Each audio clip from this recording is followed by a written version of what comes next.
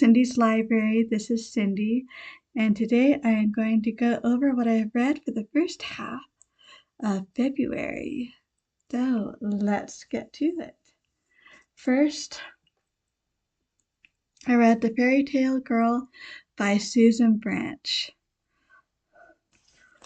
And let's be honest, I also read Martha's Vineyard, Isle of Dream by Susan Branch.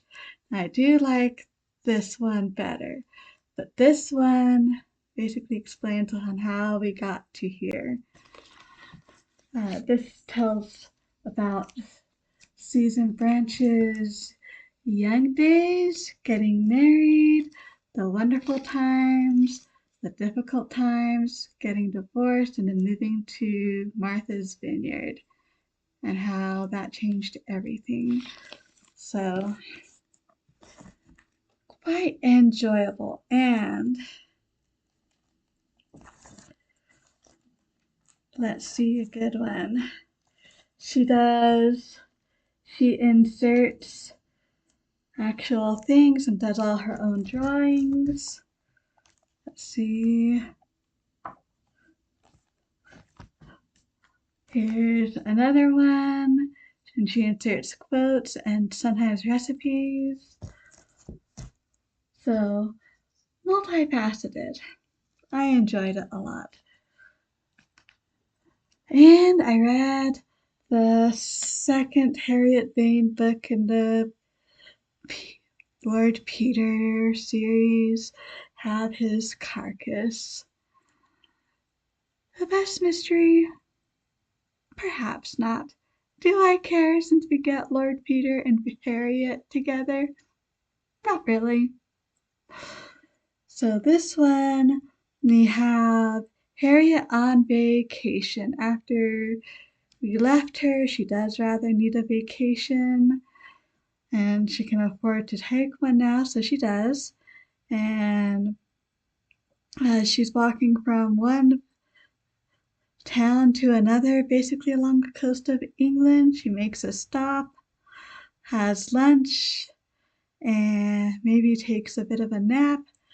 A sound wakes her up, and lo and behold, by this rock below high tide, or is it on the rock? Either way, there is this man who is dead.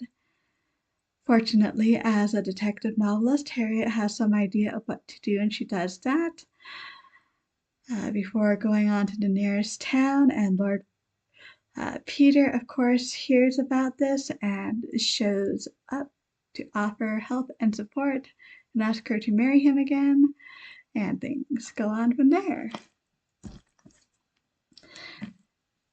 I finished Orley Farm by Anthony Trollope. Have to say, some sweet romances in here. Very Anthony Trollope that way. Some fascinating characters. I'm sorry there's a few we didn't spend more time with, especially one of the wives. She'll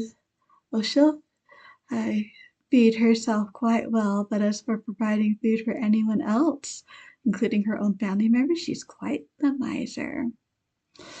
But that's not what the story really is about. This story is really about Lady Mason. She married fairly young to, I forget his name, but well-to-do. I think he even had a title, or at least was knighted. Quite old, even when she married him. His children by his first wife are already out in the world, and they have a son. He's old, his health is not great, and he refuses to provide for their son in his will. He does indeed die shortly thereafter, and lo and behold, there is the will as expected and a codicil leaving Orley Farm to the infant. And there's a whole to-do between the eldest son who feels like he should have Orley Farm and Lady Mason. Long drag out court case, and it is at that time ruled in favor of her. And this is within the first few chapters we get this. 20 years later, evidence is found that maybe the codicil to the will was forged, and things go on from there. You can tell Anthony Trollope wants us to be sympathetic to Lady Mason. And indeed, her situation was not an enviable one, 'tis fair to say.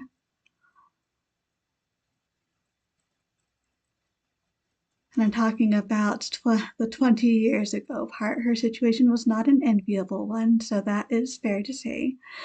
But by the end, is she someone we really should sympathize with?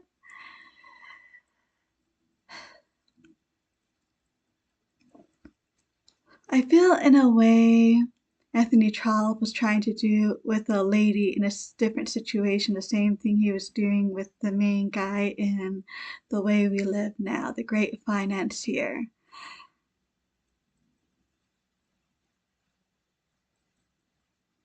But in Lady Mason's case, the case is even more morally gray. And really, I don't say that she doesn't have some heroic qualities, but with the guy from The Way We Live Now, at least you could say there was true greatness in him mixed with everything else. Don't think we can really say that with Lady Mason. So I'm afraid this is not going to be up there with my top Anthony Trollopes. So I did find it an interesting read. Romance is great. Some interesting characters. Gotta say that. Next, Why Literature Still Matters by Jason M. Baxter. Basically, I agreed with everything in here. Literature does still matter, and a lot of why it matters has to do with us being human, not machines, even if we do live in this mechanized and even digitized age. Read Love's Labour's Lost by William Shakespeare. This is a fun one. I don't think I completely understand it, so I need to reread it again sometime, but it was a fun one. We start off with the prince, and he has 3 companions, and he decides, I'm not sure he ever says why, except he thinks it's a good idea, that they need to spend the next 2 years being serious, being scholars, and studying, and get rid of all of these frivolous things, especially women. And the companions, to varying degrees, agree with that. Well, this prince has had a conflict with the king of France, and he sends his daughter, who arrives shortly after they make this commitment to each other, and that's just a hijinks ensues because the princess has her own companions. And are they going to put up with these guys? Of course they are not. I also read volume 1 of the Denarian Adventures of Sherlock Holmes. So the Denarian basically means the ages of 10 to 19, so the second decade of life. So we've all read Sir Arthur Conan Doyle's, or many of us at least have read Sir or Conan Doyle's stories of the great detective, and it's spread out over a fair amount of time if you track the chronology at all. And even in popular culture, everyone knows pretty much about Sherlock Holmes, I would say. But that leaves the question, how did Sherlock become Sherlock? What happened in his youth to put him on this path to becoming the world's greatest detective? Well, this collection attempts to answer that question. It was very fun. I quite enjoyed it. See, I also finished The Princess and the Goblin by George MacDonald. Lovely reread. So for this, we have a princess who lives in a castle in the mountains in a kingdom. Father's often away on business, and he is very protective of her. He has instructed the servants and soldiers there and everything to be very protective. One of the princess's walks, she meets a miner boy named Curdy, and they become friends of sorts. There's something mysterious about her great, I'm not sure how many great grandmothers that she meets in the attic. And it's a kingdom with goblins as well. And the goblins are quite mischievous, shall we say.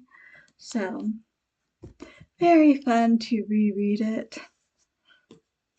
So glad I did.